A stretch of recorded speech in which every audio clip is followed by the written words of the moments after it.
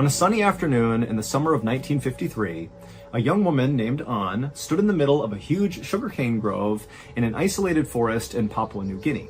And around her were all her relatives and neighbors, and they were all there to mourn the loss of An's sister, whose name was Tan.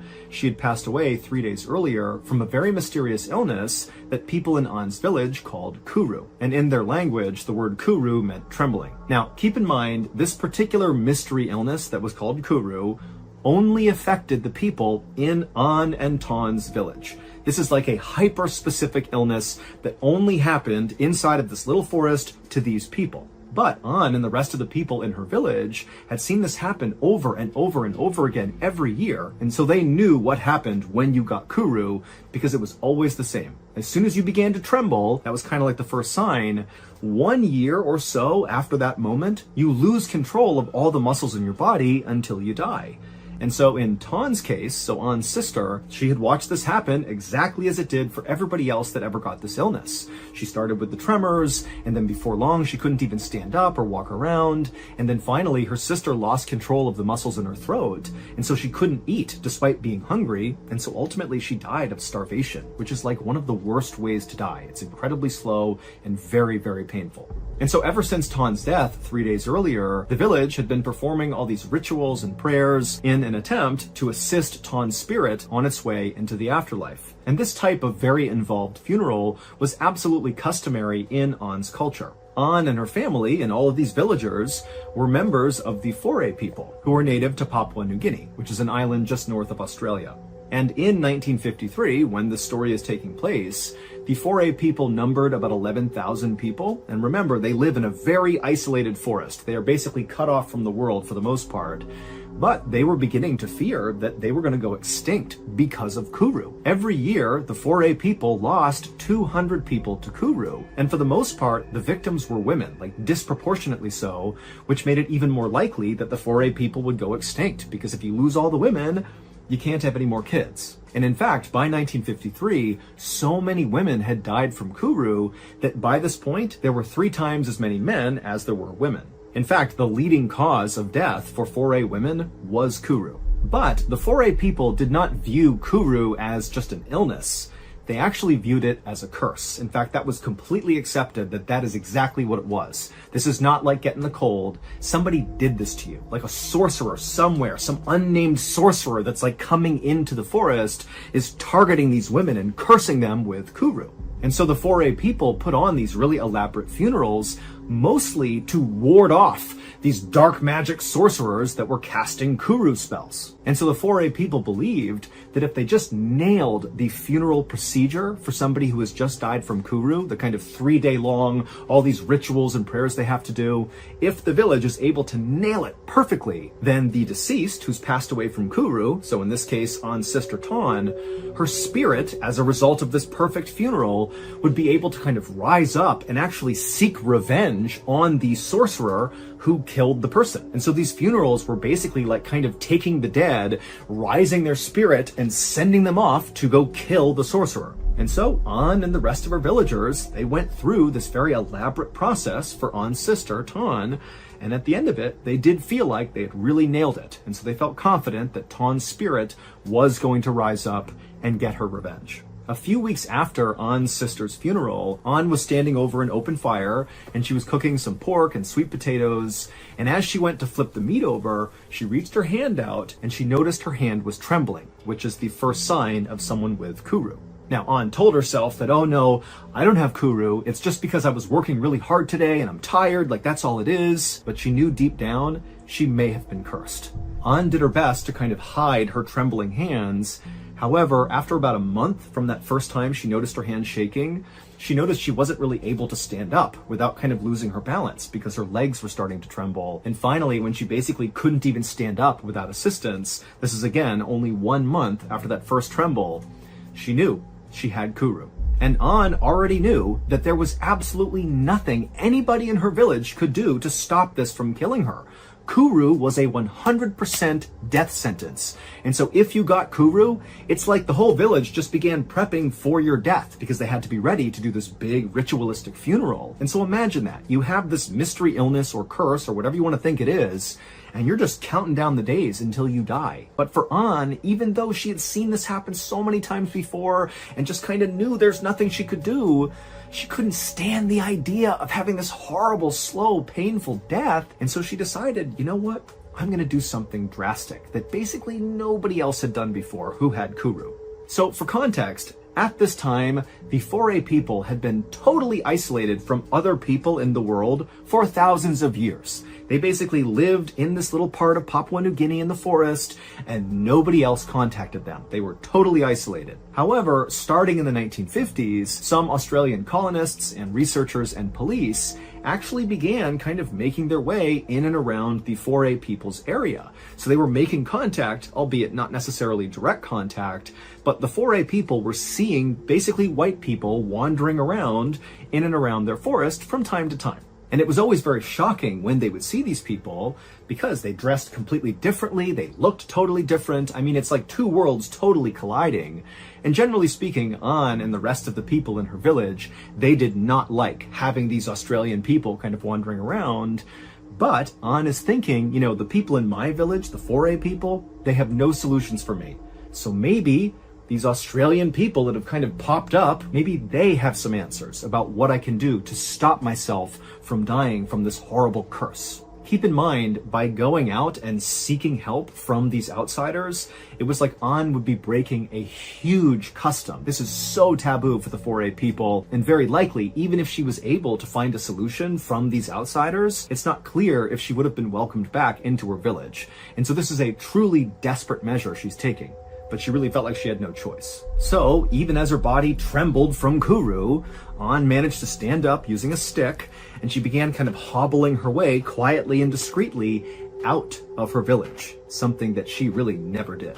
And eventually, after hobbling her way out of sight of the Foray people, she began making her way through the woods, and she eventually came to a clearing where there was this house. And it was obvious this is not a house that the Foray people have built. This is somebody from the outside who's built something kind of near where they were living. And so An wandered up to this house, not really sure what to do, but she went up and knocked on the door, and a second later it opened up. And it's this Australian anthropologist named Ronald Burnt, who actually An had seen before. He had been coming through her village a couple of times, attempting to interview people to learn more about the Foray people.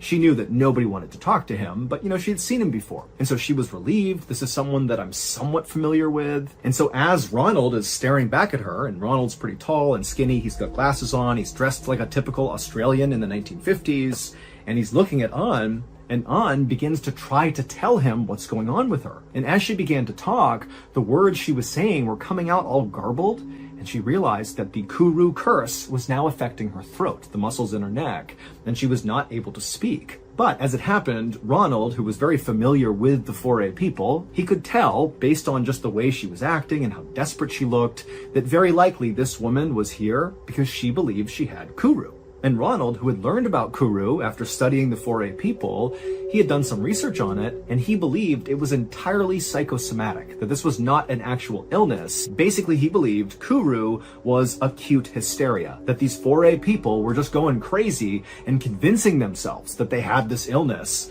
and I guess that kind of manifested their death a year later. And so Ronald interrupted An, who again is struggling to talk, and he was able to communicate to her in her language that you do not have Kuru, you are hysterical, this is in your head, and you should go now. And then he shut the door on her. And An had no idea what to do. She was embarrassed. She was terrified that maybe somebody from her village had seen her come out here. And so just trembling and feeling so alone and so scared, she turned around and just went back to her village. 9 months later, An's condition had severely deteriorated.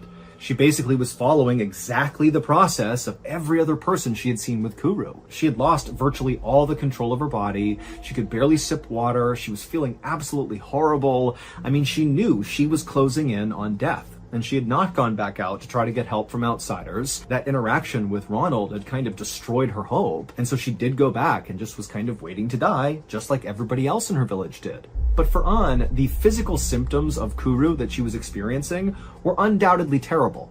but they were not as bad, at least to An, as the other side of Kuru. So in addition to referring to this curse as Kuru, which meant trembling, sometimes Foray people would refer to this curse, this illness, as the laughing death. And it's because during the terminal stage, so the end stage of Kuru, when you're just about to die, you just begin laughing. It doesn't matter what you're thinking about. This is not an actual laugh. You're not thinking something's funny.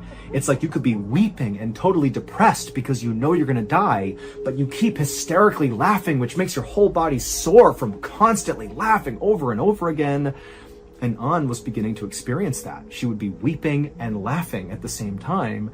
And think about this, everybody else who's in the village, they know what this means. And so their preparations for her death are only getting more and more ramped up. They're getting ready for the big ritualistic funeral they're going to give to An. And so An, as she's hysterically laughing, is fully aware that everybody's just waiting for her to die. And finally, just a few weeks after she had begun the laughing side of Kuru, An would pass away, almost exactly 1 year from when she first noticed the trembling in her hand when she was cooking over that fire.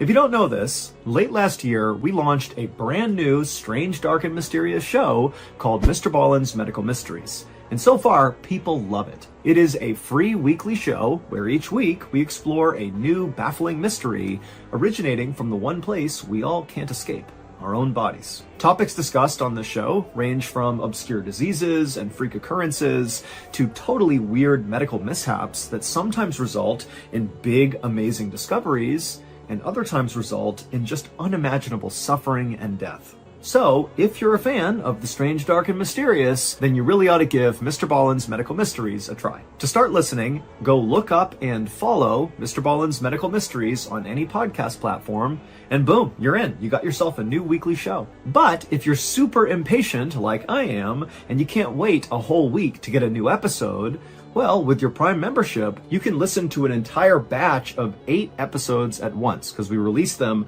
8 at a time on Amazon Music. Also, on Amazon Music, there are no ads. And if all this was not enough to sell you on maybe giving the show a try, well, then stick around at the end of this video, and I'll play you a sneak peek from our newest episode of MrBallen's Medical Mysteries.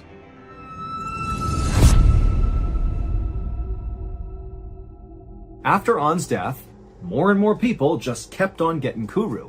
And over the next 7 years, it was like clockwork. 200 plus Foray people died from Kuru every year, and nobody had any idea how to stop it. It just became a part of their lives. And again, they kept getting closer and closer to being extinct. It was this really terrifying time.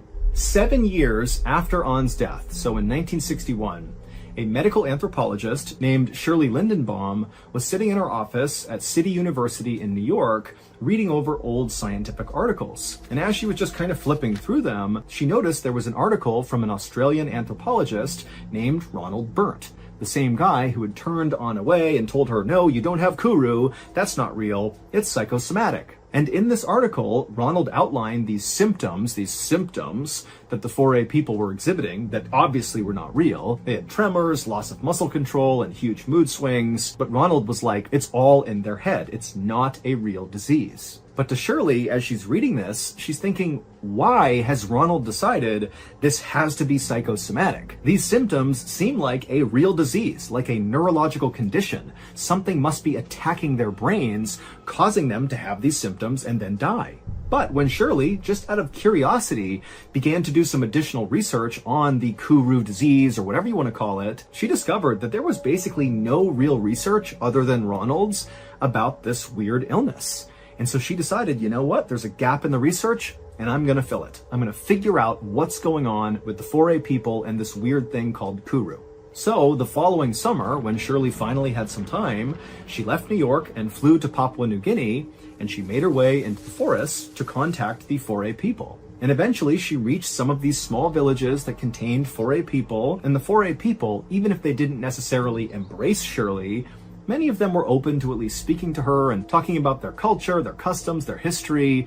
And of course, talking about Kuru, this curse. And eventually, Shirley made her way into this one particular foray village where she actually saw a white man just walking around in this village. So he really stood out. And so immediately, Shirley walked up to this guy and he introduced himself as Dr. Michael Alpers. And he told Shirley he had been living in these villages with the foray people for several months because he was studying Kuru. He wanted to figure out, what's actually causing it, because he also felt very skeptical at the idea that this is just psychosomatic. That did not seem very plausible. And so Shirley and Dr. Alpers were totally aligned, and they're like, hey, let's swap notes and do this together. And so Shirley began telling Dr. Alpers about what she had learned so far, and she said that when she showed up in Papua New Guinea, she believed what Kuru was a genetic brain disease, meaning it would be passed down from, parent to child and so on and so forth.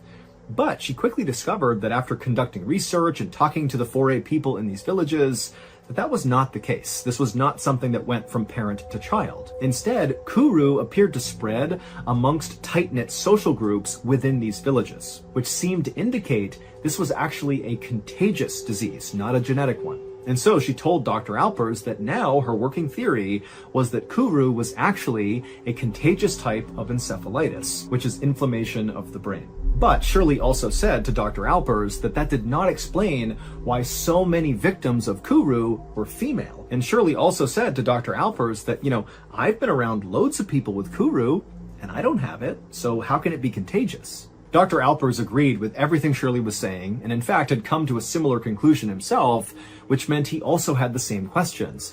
Why only women, and why wasn't he getting it? But he told Shirley that when he began trying to answer this question, he discovered that actually, in addition to lots of women getting Kuru, also lots of kids got Kuru. Not necessarily parent to child, but also children in these villages seemed to be slightly more susceptible to getting Kuru than men. And in fact, Dr. Alpers told Shirley that right now there was a 12-year-old boy who was in the final stage of Kuru, so the laughing stage, the terminal stage, and because this boy's parents knew their son was going to die, they were so desperate and grief-stricken that when Dr. Alpers came by and offered to do an autopsy on their son when he passed to try to learn more, the parents agreed, even though that meant totally breaking foray custom. So this was like major taboo decision. But again, the foray people are getting more and more desperate as they go closer and closer to the brink of extinction from Kuru. A few days later, Dr. Alpers found Shirley, and he told her that the 12-year-old boy had passed away, and so now it was time to conduct the autopsy. And so he led Shirley to a clearing in the woods that was kind of far away from the eyes of the villagers, and there was a makeshift autopsy table with this boy's body on it. And while Shirley really could not stand to watch this actually happen, she did go over after Dr. Alpers had opened up the boy's skull, revealing his brain. And he yelled to her, hey, you have to come over here and look at this. And so Shirley walked over and she looked down, and even though she had not seen a human brain before right in front of her, she knew right away there's something terribly wrong with that brain. His brain was completely shriveled up and covered in holes, as if like a worm had drilled through his brain. And so Shirley and Dr. Alpers immediately knew this brain has to be sent off for further testing because something's happening here that's not psychosomatic. This is a real disease that is killing these people. About a year later, Shirley was back home in New York in her office when she received a letter from a research team at the United States National Institutes of Health, or NIH for short. And the NIH is one of the largest medical research facilities in the world. And it was where Shirley and Dr. Alpers had sent off that boy's brain for further study. And so by getting this letter, Shirley knew she was going to get information about whatever they discovered in this boy's brain. And so she ripped it open and pulled out the report and began reading. And the researchers said they had spent the last year, studying this brain tissue.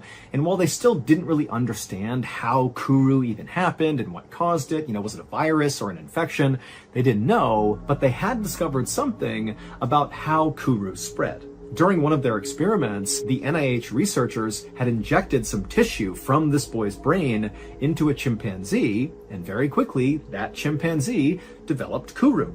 And so this told the researchers that yes, Kuru was contagious, and it spread through infected brain tissue. But how one person's infected brain got into another person's brain was the big mystery. But at least they had found something. But as Shirley read this, Because she had done all that research when she went into the forests of Papua New Guinea and spoke to all these 4A people, she had learned a lot about what they did on a day-to-day basis and, what their various customs and rituals were. And she actually knew exactly how something like this could happen, something that only the 4A people were doing.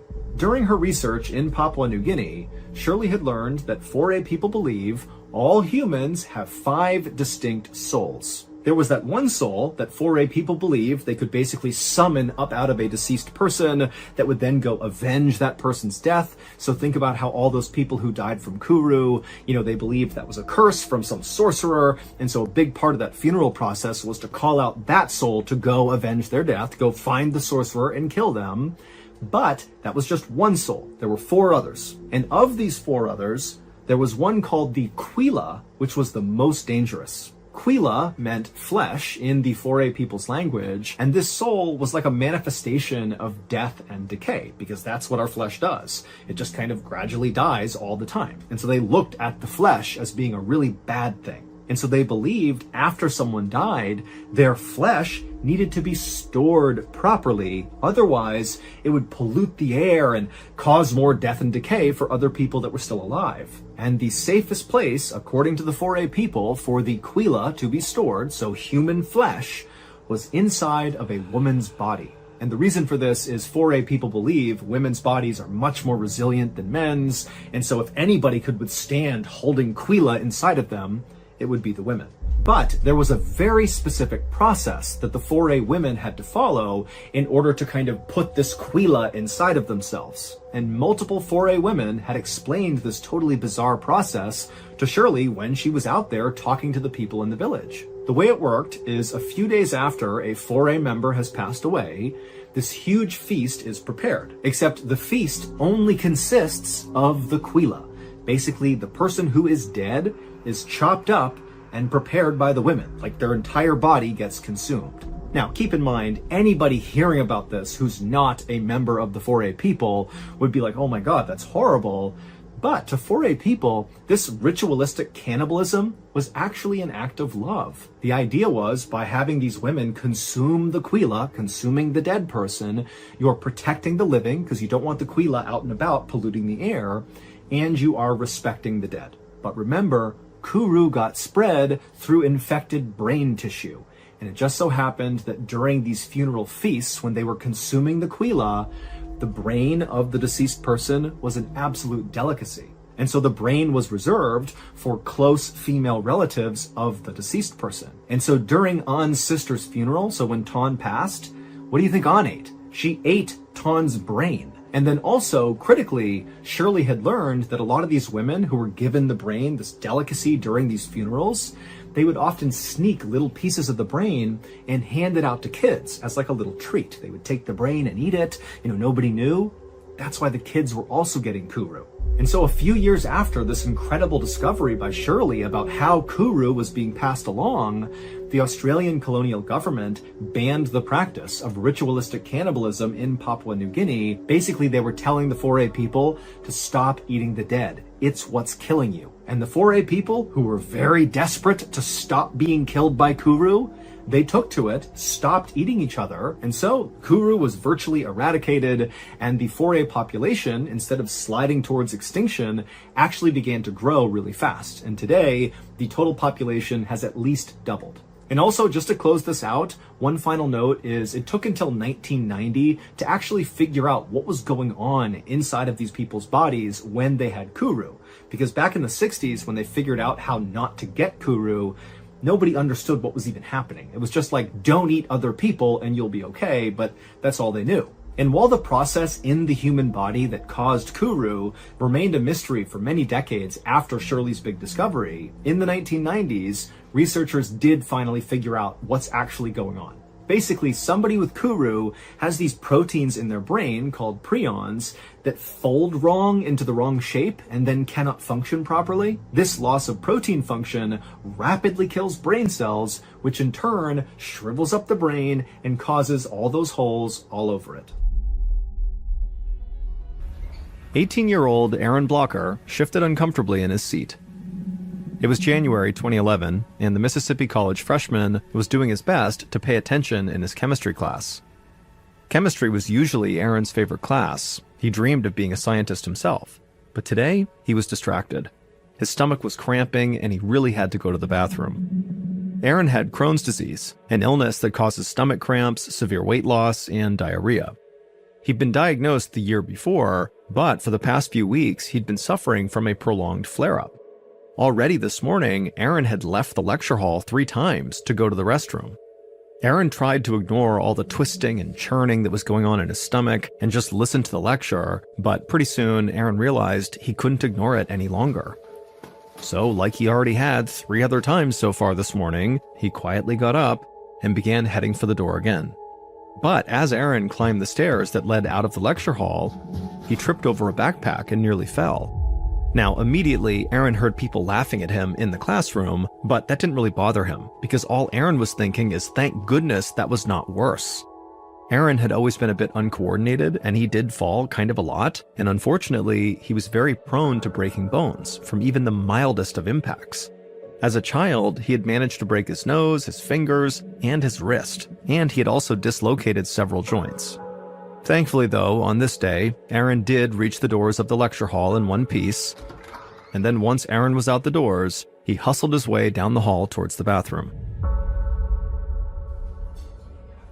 2 nights later, Aaron sat in the college cafeteria across from his girlfriend, Emily, who he had been dating for nearly a year. Aaron was a grade ahead of Emily, so she was actually still in high school. She was a senior. But his college was not far from her home, and so she came to visit him whenever she could.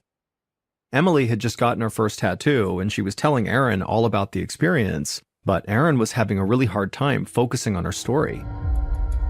The distinctive sort of greasy aroma of sloppy joes and tater tots filled the busy dining hall, and it was making Aaron feel really nauseous. He was on a restrictive diet because of his Crohn's disease, and the cafeteria's very greasy food was brutal on his stomach.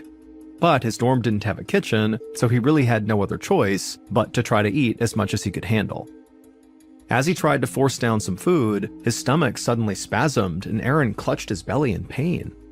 Emily saw this and stopped her story and asked if he was okay, but Aaron sort of brushed it off. He said he was used to the pain and told her not to worry. But this time, the pain was just too much, and Aaron doubled over in agony as another spasm cut through his gut. Emily shot up from her chair and put her arm around him, and then whispered to him that he really needed to go see a doctor. And Aaron nodded and told her that, his abdominal pains had been getting worse and worse for days. And so Emily gathered up all their things and then called a taxi to take them to the nearest hospital.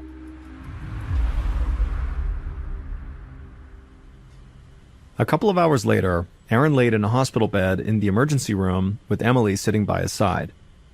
The doctor had ordered an immediate CT scan of Aaron's abdomen, and so now they were just waiting for the results. Aaron clutched Emily's hand and let out a deep breath. He was, unfortunately, quite used to hospitals, doctors, needles, and machines. And in virtue of being Aaron's girlfriend, Emily, too, was very accustomed to this environment. Aaron was very grateful to have his girlfriend by his side. And so he looked up at Emily, and he told her he just could not imagine going through all this stuff by himself.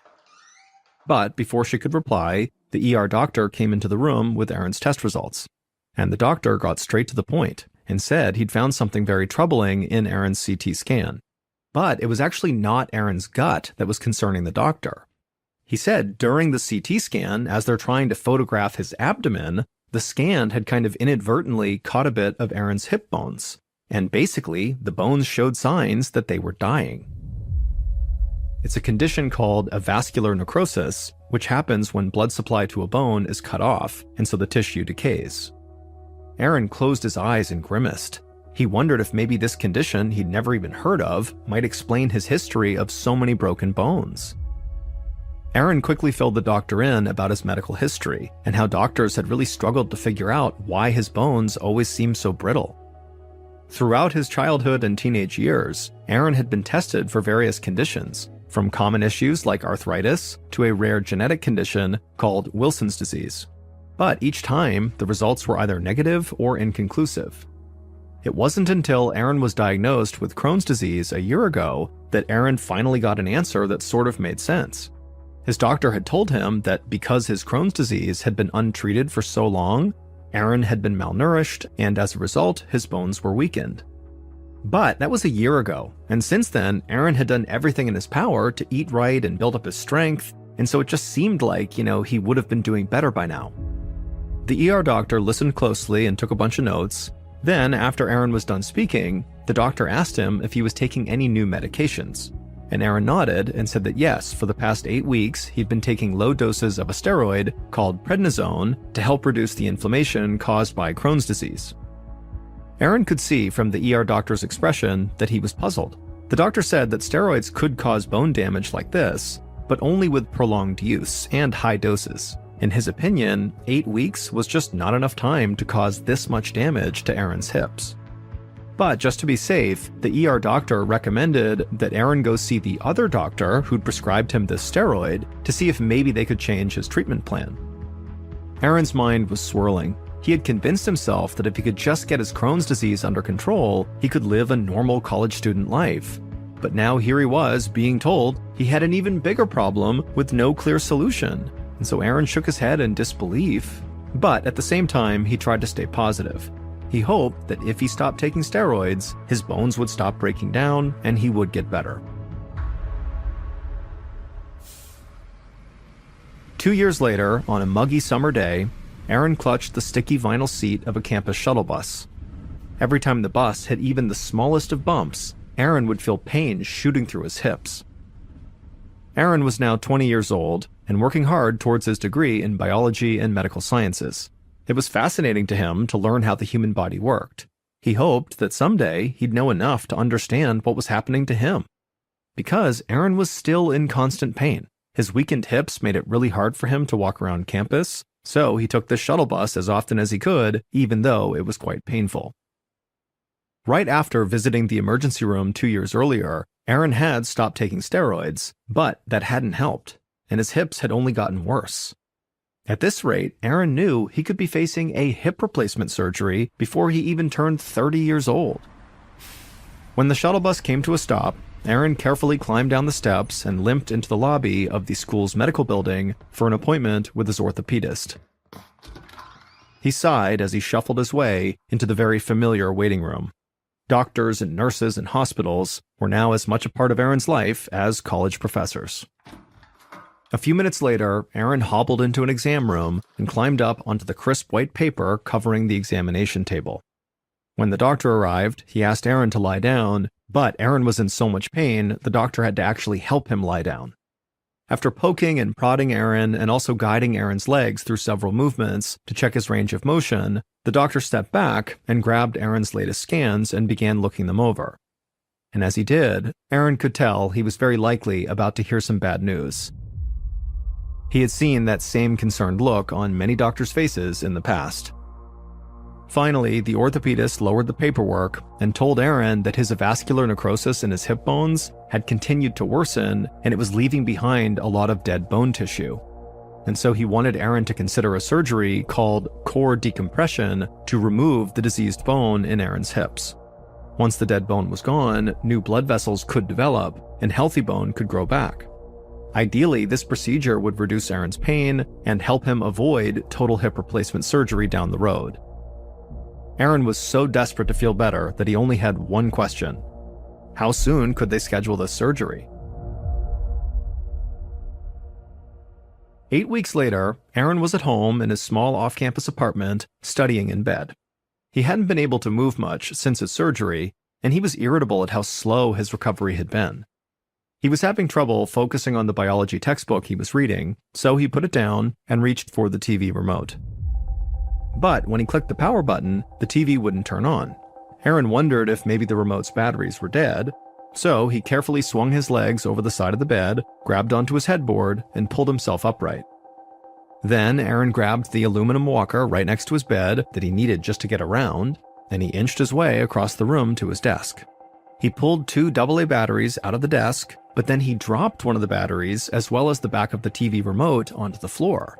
And Aaron suddenly thought to himself, what is he going to do?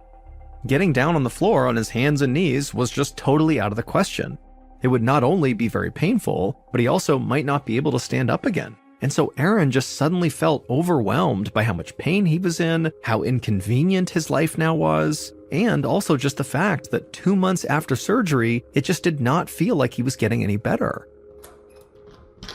But just then, Aaron heard the key in the front door, and a moment later, his girlfriend Emily called out his name. Aaron was so relieved that she was there. He yelled that he was in his bedroom and he could really use some help. Emily came into the room, and she could see that Aaron was very distraught. She helped him back into his bed and then reached under the dresser to retrieve the battery and the back of the remote. Emily suggested that Aaron just close his eyes for a half hour and she'd make him some lunch. Aaron smiled and felt so thankful to have Emily in his life, and then he did close his eyes. But Aaron was too anxious about his situation to fall asleep. It felt like his life's goals were slipping away from him. Aaron had to take time off of school after the surgery, and he didn't want to delay getting his degree any longer. And so he really just had to find a way to get better soon, or else the future that he longed for with Emily just wouldn't be able to exist.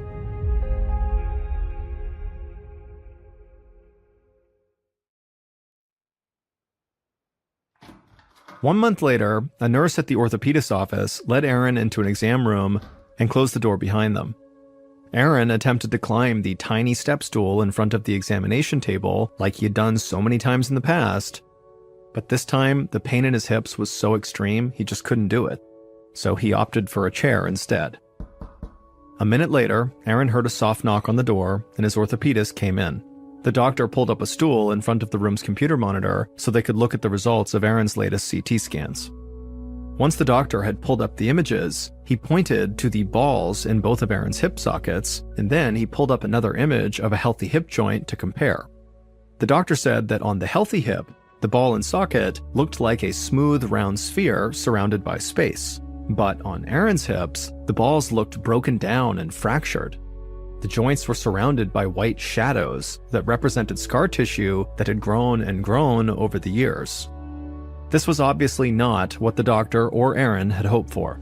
The bones in his hips were grinding together and continuing to break down, which meant the core decompression surgery was a failure. Aaron asked the doctor why his bones kept decaying no matter what doctors recommended, and the doctor admitted he simply didn't know. The doctor said the next step would be a double hip replacement surgery. But he assured Aaron that although it was unusual to replace hips in someone so young as Aaron, it was a common surgery with great results.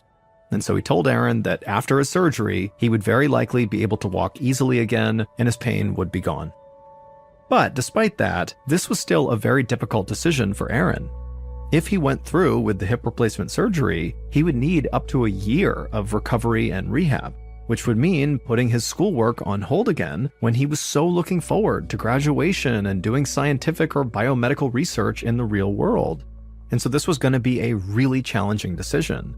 But then Aaron stood up to go get his jacket, and his hips hurt so much just walking the 3 feet to the coat hanger, Aaron realized he really had no choice here. The pain was so bad and it was only getting worse, and so he basically had to do the hip replacement surgery. 4 years later, in 2016, the clock radio on Aaron's nightstand belted out a pop song, jolting him awake. Aaron rolled over and hit the snooze button, and as he did, he smiled. Before his hip replacement 4 years ago, rolling over would have been so painful, but now he was moving just fine. It had taken a long time to become this healthy again. Following the hip replacement surgery, Aaron had to stop going in person to school and take online classes in order to finish his degree on time. He spent his time mostly indoors and bedridden, but slowly he had regained his mobility and had gotten his life back on track. Aaron had graduated from college and was now pursuing a master's degree in biomedical research at Mississippi College.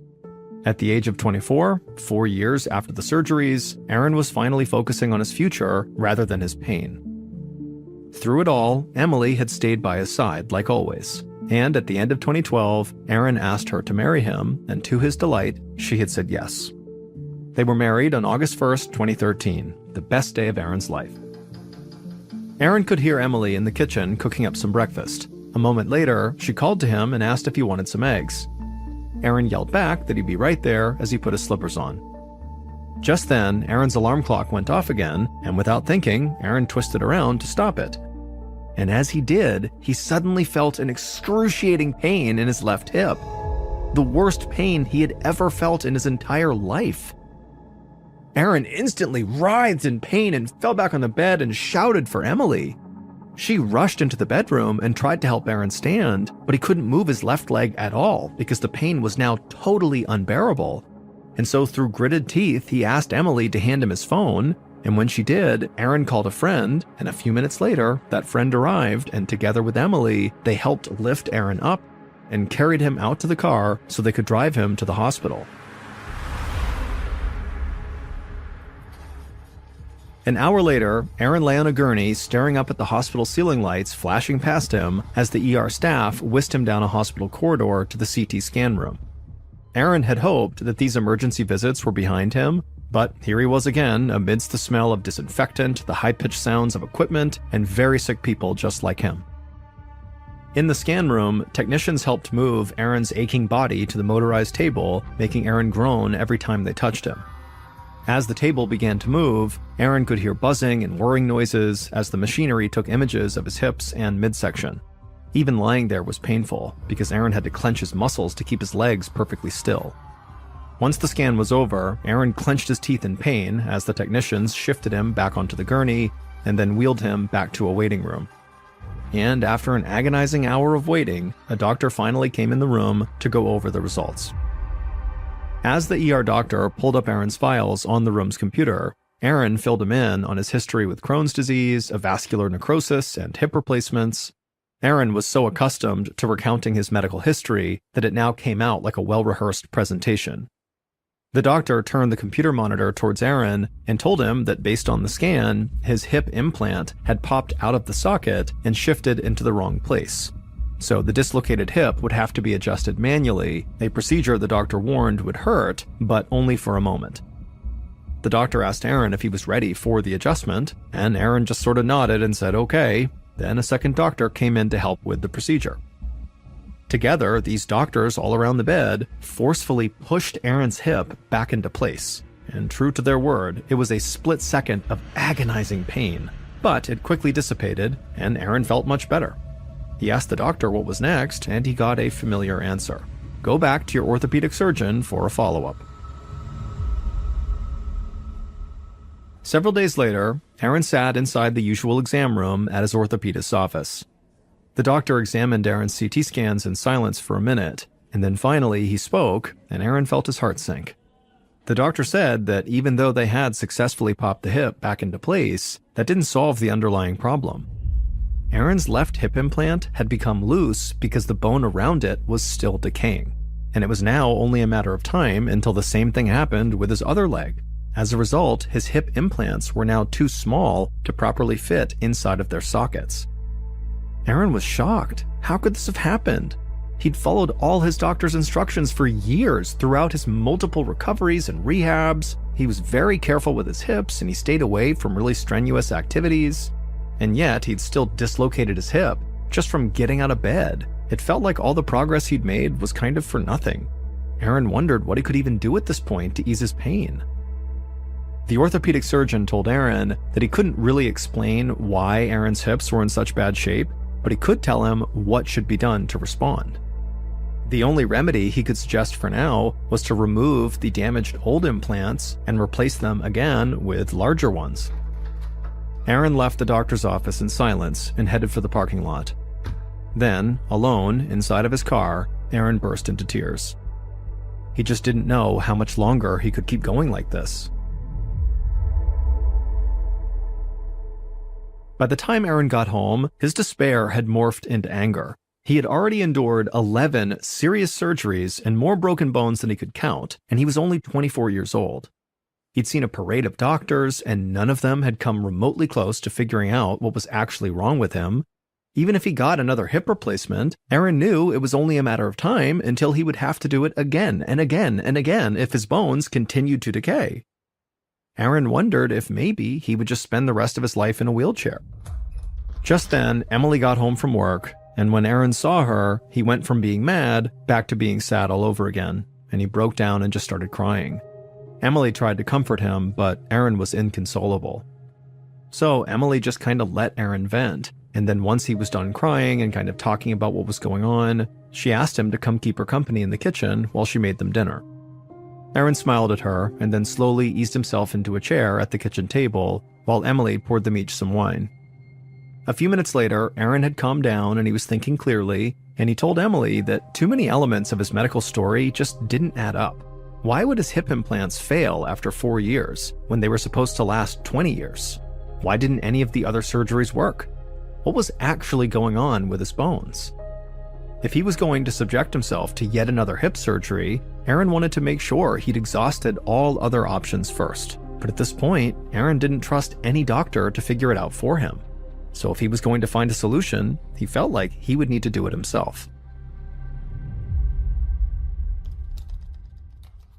Several weeks later, Aaron sat in bed with his laptop resting on his lap. Next to him, Emily was quietly reading a book. Aaron had compiled just about all of his medical records dating back to when he was a child, and finally, thanks to his years of studies, he could actually understand what they all meant. When he looked at all of his records together, Aaron found patterns that did make sense for a person suffering from Crohn's disease. But so far, nothing he was seeing could explain his weakened bones. Then, all of a sudden, Aaron sat up straight with a huge smile on his face.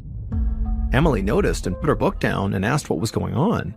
And he showed her a series of his medical records going back a decade, all indicating severely low levels of an enzyme he'd only heard of once before, called alkaline phosphatase. Back in 2010, when Aaron was a junior in high school, one of his doctors had noticed he had low levels of this enzyme, which was why Aaron had been tested for the genetic condition called Wilson's disease. Now, Aaron did not think much of this at the time, since the results were inconclusive, and no one had ever mentioned the enzyme again. But as Aaron dove deeper into his medical records, he noticed the low levels of the enzyme in 2011 as well, and 2012, and 2013. In fact, every year since 2010, his blood tests indicated low levels of alkaline phosphatase. Emily and Aaron looked at each other. What was this enzyme, and what did having low levels of it mean? They wondered if maybe it was the key to understanding what was going wrong with Aaron's body. Emily looked on hopefully as Aaron typed in, "What is alkaline phosphatase?" into an online search engine. The first result he got back was for a website dedicated to an ultra-rare disease with a long name Aaron had never heard of. Aaron clicked on it, and then immediately after reading just a couple of sentences, he looked at Emily with a big smile on his face. All of his symptoms matched up with what he was reading. Aaron had no doubt he had just found what he was looking for. A week later, Aaron sat across from his doctor, studying his face as the physician read over the printed out pages Aaron had brought for him. The doctor was unfamiliar with this very rare disease that Aaron had found online, but he agreed that it did make a lot of sense, and it could be directly caused by the low levels of alkaline phosphatase in his blood. Aaron suspected he had a condition called hypophosphatasia. It's an ultra-rare metabolic bone disease that affects the body's ability to make alkaline phosphatase, which helps bones stay healthy by absorbing essential minerals like calcium, phosphate, and magnesium. When there's a deficiency in alkaline phosphatase, the minerals don't get absorbed by the bone. Instead, these minerals collect on tendons, kidneys, and other organs and cause serious damage. In Aaron's case, they had collected on his hip bones. Aaron's doctor ordered immediate bone scans to test for hypophosphatasia, and a few days later, the bone scans confirmed Aaron's theory was right. Miraculously, Aaron solved his own lifelong health crisis. In 2018, 1 year after his successful diagnosis, Aaron started on enzyme replacement therapy, which is the only treatment known for hypophosphatasia. Aaron also had 9 more surgeries to undo damage that had already been done to his body. But since starting the enzyme replacement treatments, Aaron's bones have stopped decaying, and calcium deposits in other parts of his body have disappeared completely. As for his Crohn's disease, which actually had nothing to do with his bone condition, that is in remission.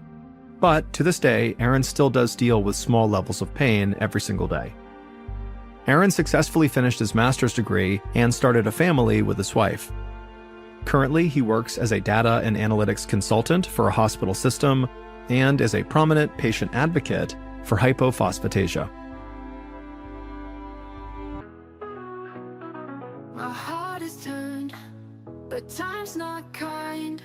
Truth got burned, left me confined. I lied to you, fell apart. Now I'm lost in a broken heart. In 2009, the Jameson family, which was Bobby, who was 44, Sherilyn, who was 40, and their daughter Madison, who was 6 years old, were living in Eufaula, Oklahoma on lakefront property. While they seemed to be living a simple and happy life, behind the scenes, their life was in turmoil. Bobby suffered from bad chronic back pain that he had as a result of a car accident that he was in 2003. Sherilyn was bipolar. She was medicated for it, but she didn't always take her meds, causing her to lash out at her family members, and it caused bouts of severe depression.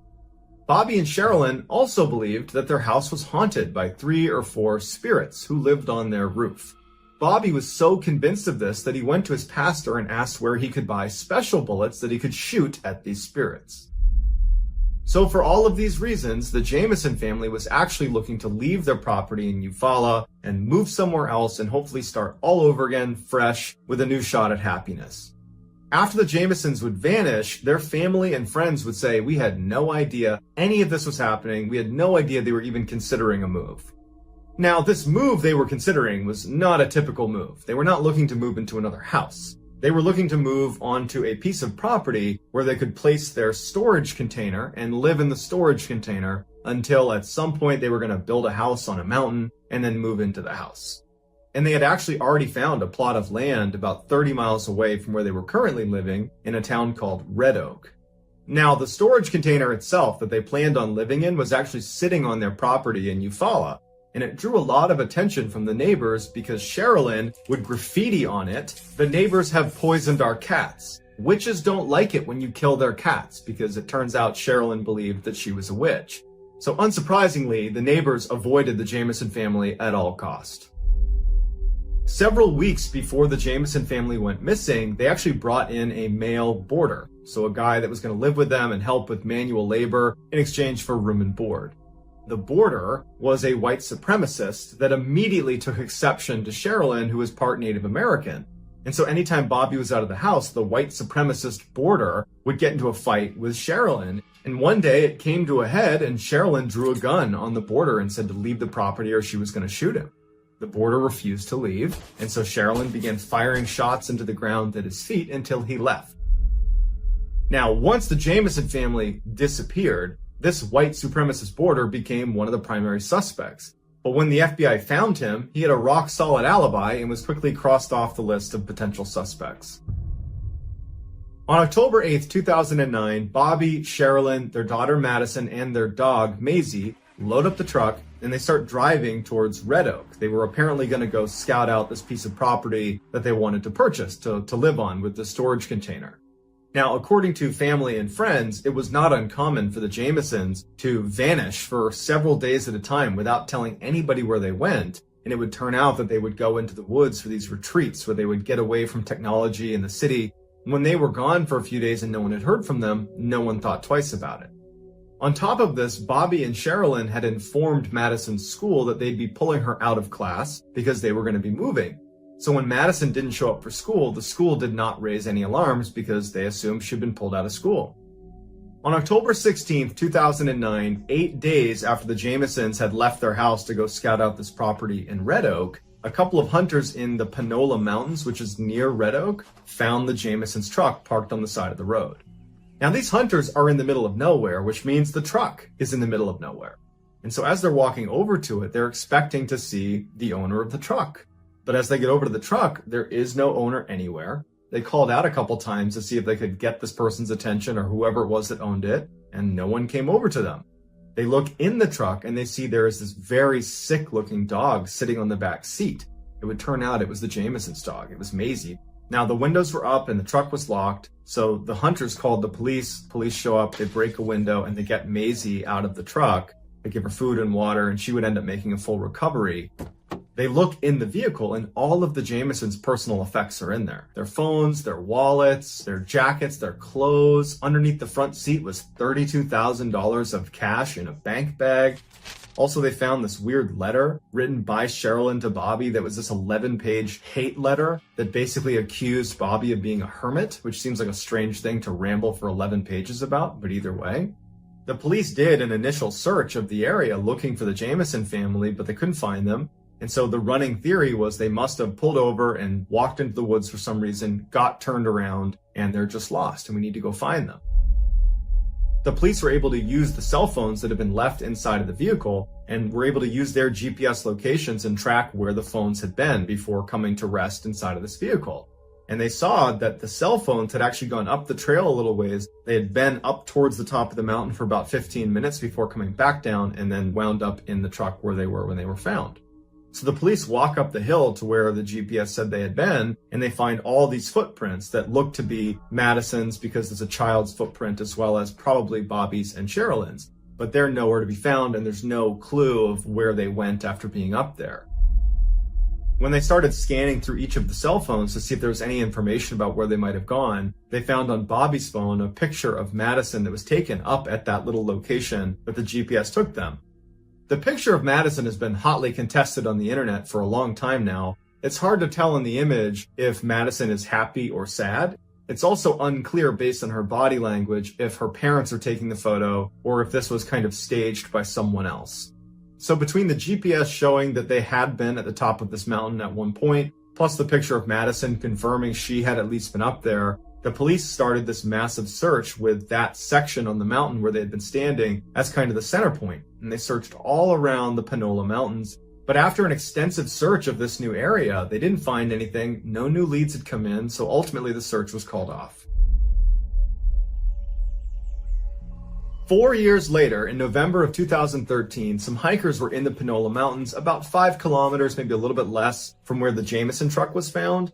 And they come across skeletal remains of 3 individuals. It looked like 2 adults and a child. They were laying face down side by side, and it was clear that they were not complete skeletons, but there was enough there to know for sure that these are people. As soon as the police were called, everybody assumed this has to be the Jamison family. It would actually take almost a year before they were able to confirm that yes, those bones are in fact the Jamison family. While the Oklahoma medical examiner was not able to determine a cause of death because the remains were just partial, they didn't have enough to work with, they did see that there was a big hole in the back of Bobby's skull and there was other holes in some of the other bones that many people assumed were from bullets, but it was never determined if that actually was what it was from. As soon as it came out that it was the Jamison family's remains, the first prominent theory was that this had to have been a murder-suicide, where Sherilyn, who was mad at Bobby, she wrote that hate-filled 11-page letter that was found in the car. She's unstable from not taking her medication to combat her bipolar disorder. She seems like the person that would take her family out and then turn on herself. But all of her family said she would never harm her daughter. Maybe she would have harmed Bobby, but she never would have harmed her daughter. Also, why would you have brought your dog along and left your dog in the car and $32,000 of cash in the car? So that doesn't fit that scenario at all. The next theory was, well, maybe they just pulled over, walked into the woods for some reason, and then got lost and died of exposure.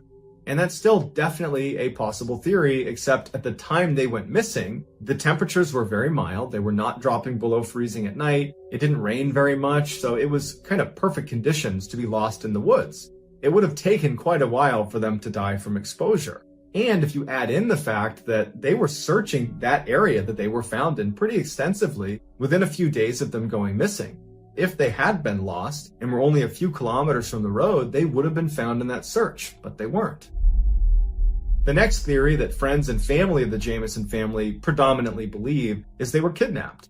That maybe, they were driving on that road and someone flagged them down, whether it was someone they knew or someone that did not seem threatening, that caused them to get out of their car and come over to them, leaving their car the way it was with all of their belongings inside and with their dog inside, shut the door, they're not threatened. They walk over to this person or this group, and then something happens where they are either against their will or they're complicit, and they walk into the woods, never to go back to their truck, and then they ultimately pass away in the woods just a few kilometers away.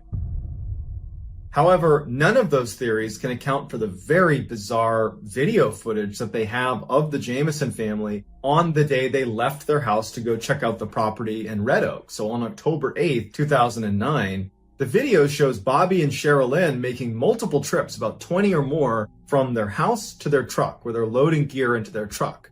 But they appear to be almost in a trance, which is what the sheriff said when he first saw the video. They're walking back and forth and they're carrying their stuff into the truck, but periodically they're making trips without carrying anything. They're just walking to the truck with nothing in hand, looking at the truck, and then walking back to the house. And then they come back out and they have something in their hands, and then the next trip they have nothing. And periodically on their trek back and forth, they would just stop and just turn and look off into the distance, not interacting with each other. Bobby and Sherilyn haven't spoken to each other at all. They're just doing this weird trance-like commute back and forth between truck and house before ultimately they load up the truck and they do leave. A lot of people speculated that, well, it looks like Bobby and Sherilyn must have been using drugs. But when they first found the truck and they searched the Jameson's truck and they searched the Jameson family house, there was no traces of drugs anywhere, and their family said there's no history of drug abuse.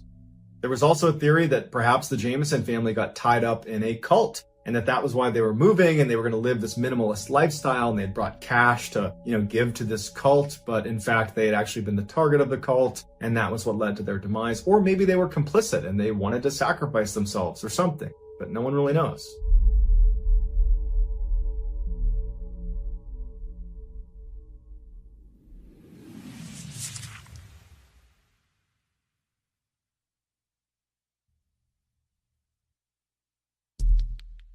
The next and final story of today's episode is called The Siberian Cabin.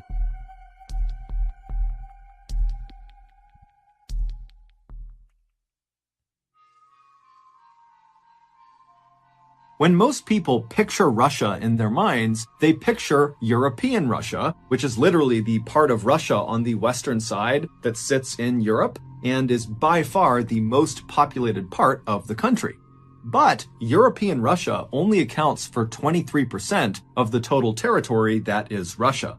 The other 77% is to the east of European Russia. It starts at the Ural mountain range and it extends all the way over 5 million square miles to the Pacific Ocean. And this vast, mostly forested expanse, which is 50 times bigger than the entire United Kingdom, is called Siberia. And Siberia is absolutely brutal. In Siberia, it is almost always freezing cold. Literally. The average annual temperature across all of Siberia is 32.9 degrees Fahrenheit. So it is 0.9 degrees above freezing on average every single day.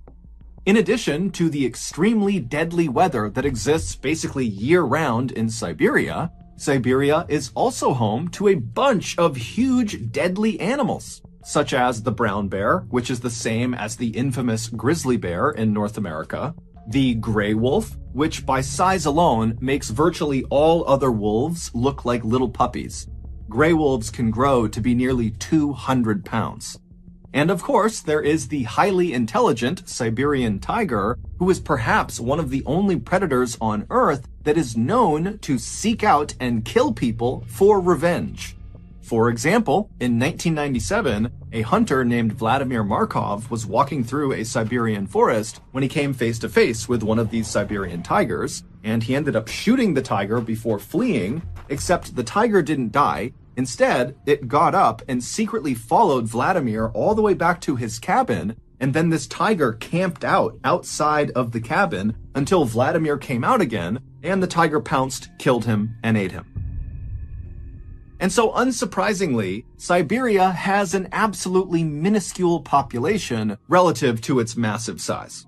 However, there are some adventurous people out there who are drawn to Siberia for the same reasons that most other people avoid it. These adventurous people see Siberia as one of the last truly wild places on our planet, and they want to experience it for themselves.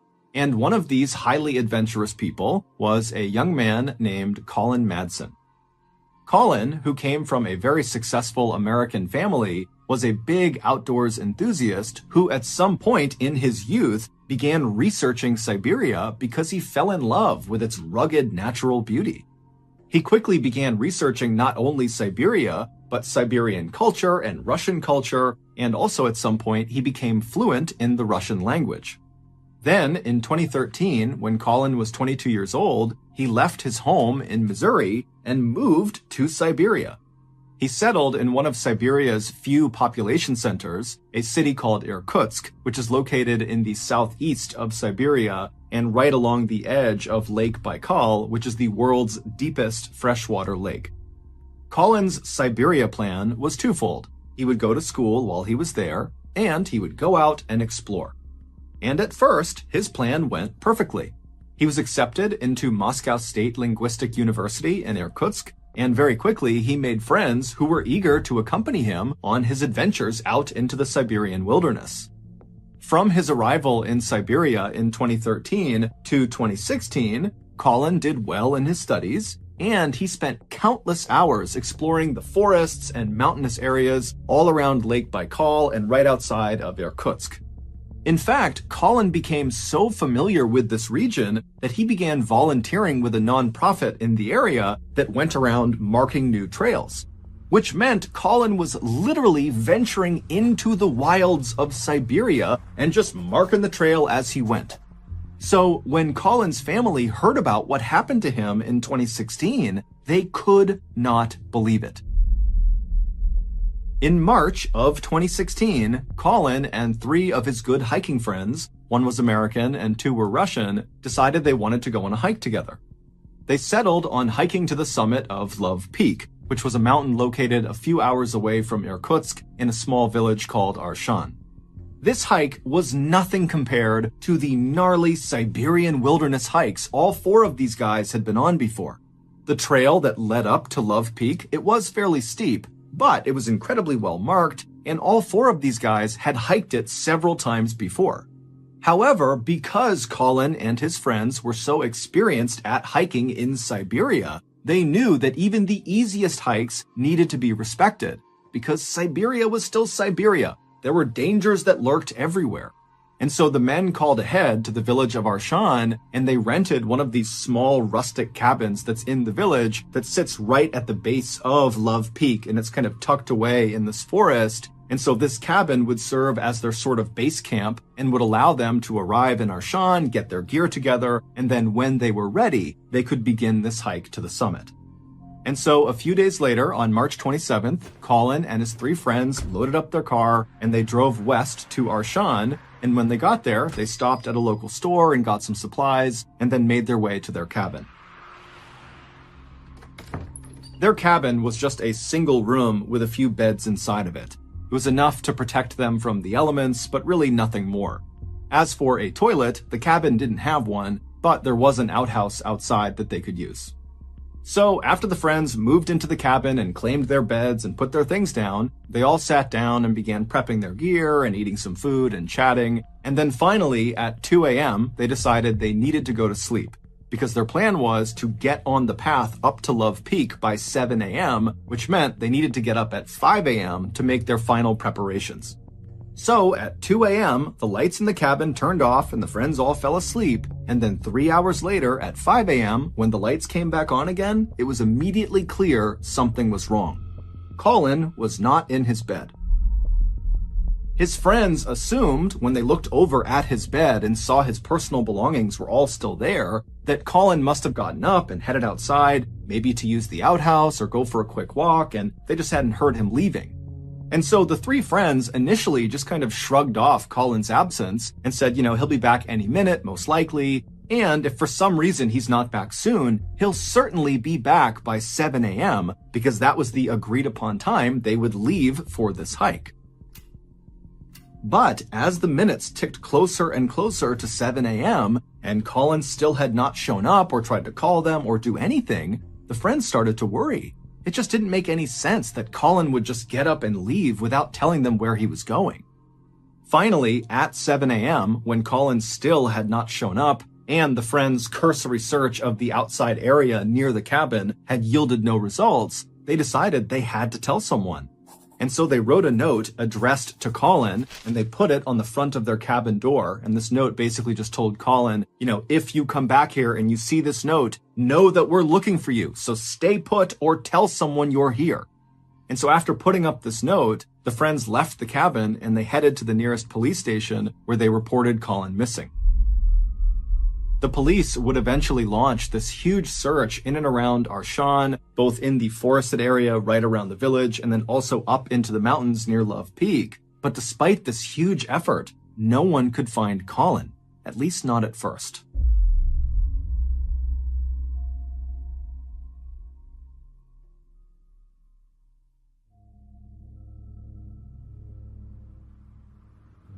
On Monday, April 4th, so 8 days into Colin's disappearance, a group of searchers were looking in the forest about 1 mile away from the cabin where Colin and his friends had been staying, and they look up ahead and they see there is this clearing and there's something in the middle of it. And so the searchers begin moving their way towards this clearing, ducking under branches and stepping over brush, and when they get close enough, they can see Colin is in the clearing, and Colin is deceased. He was laying flat on his back with his left arm extended out to the side and his right arm extended but closer to his body, and both of his hands were clenched in tight fists. And on his hands and his wrists were visible abrasions and cuts, which later would be determined to have most likely been caused from someone or something holding onto him, trying to restrain Colin. Colin also had visible abrasions and cuts on the front of his neck. Colin's clothing, which consisted of a long-sleeve thermal shirt, heavy pants, and hiking boots, were ripped and torn in several places. And interestingly, Colin was not wearing socks under his boots. Now that seems inconsequential, but Colin had had surgery on both of his ankles and had scar tissue on his ankles that if he didn't have socks on, those scars would rub against the inside of his boot. And he said it was very painful. So he always wore socks. Also, Colin's body showed virtually no signs of decomposition, and all of his wounds and abrasions looked, quote, fresh, according to medical personnel.